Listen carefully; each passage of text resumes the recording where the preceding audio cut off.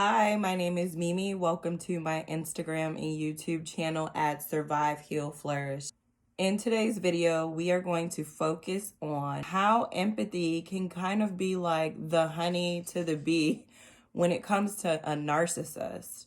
Narcissistic people, they love empathetic people. And so we're going to focus on why and how you can recognize those signs and those red flags to be able to guard yourself from being taken advantage of. We are also going to focus on how the narcissist is able to portray themselves as this empathetic, kind, giving, loving, selfless being, and how you can tell that it's really just all a surface level act. Now, you guys know that I love speaking from my personal experiences. And when I look back over my experience with the narcissist, I was able to reflect and see exactly where they got me. When I met the narcissist, I was young. I was like 22, 21 years old. This person is, they have some years on me and experience. They would always reel me in to their life stories and their experiences and the challenges that they go through and the things that they have overcome. And they were really able to reel me in by playing to my emotions and playing upon my empathy. For example, whenever conversations about exes would come up, it would always be like, I tried so hard and I gave everything that I had and I'm just not appreciated. People don't appreciate me. I'm such a giving person. Hey, look, babe, the other day, like I got all of my clothes together and I just gave them away to all of these homeless people. And babe, can you go shopping with me so that I can put together some really nice gifts to send to my kids? And hey, babe, let's go to church today. And while we're in church, he's like crying and praying and all these things. And for me, being a very empathetic, naive person in my early 20s, I fell for that. That really seemed very authentic to me. I really felt like I could relate to the kindness in this person, the selflessness of this person, the love of this person. And not to mention the kind things that they did for me. At that time, I was in a very vulnerable place in my life. I was a single mother. They stepped into my life and just kind of made everything seem great and everything seemed so much easier. And they were there for me. They were there for my child, seemingly. And I was unable to realize that they were grooming me and appealing to my empathetic nature so that they could gain my trust. Here they are, character building. And as I grew closer and identified with these stories and this character of superficial empathy, I didn't realize that it was all an act. It was all like a screenplay. It really took down my guard.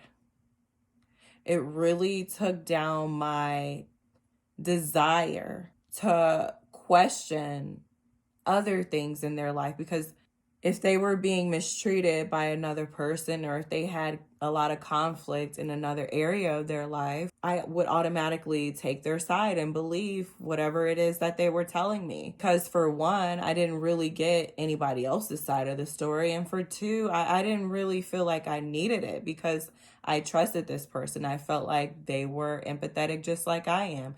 They had a heart of gold just like I do. That's where the trap began.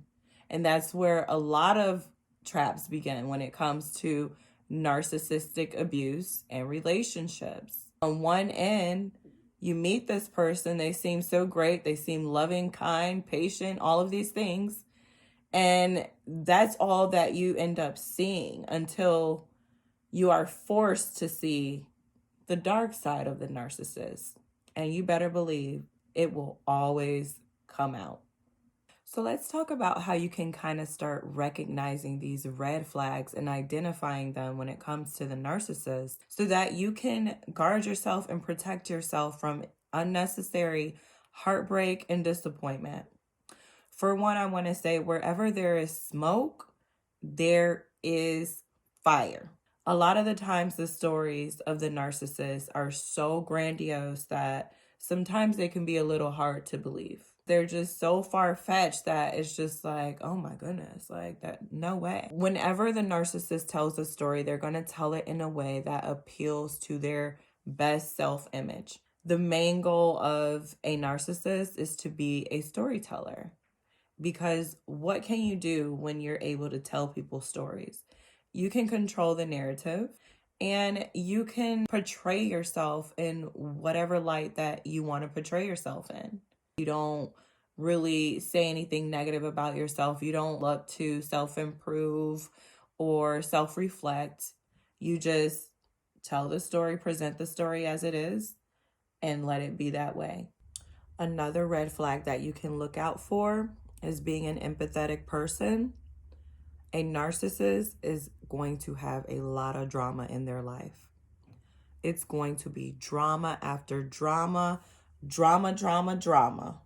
It's going to come from this way, that way, at their job, in their families, in their relationships with their children, in the position that they stand with their ex, with the random stranger on the street in traffic. Drama follows these people.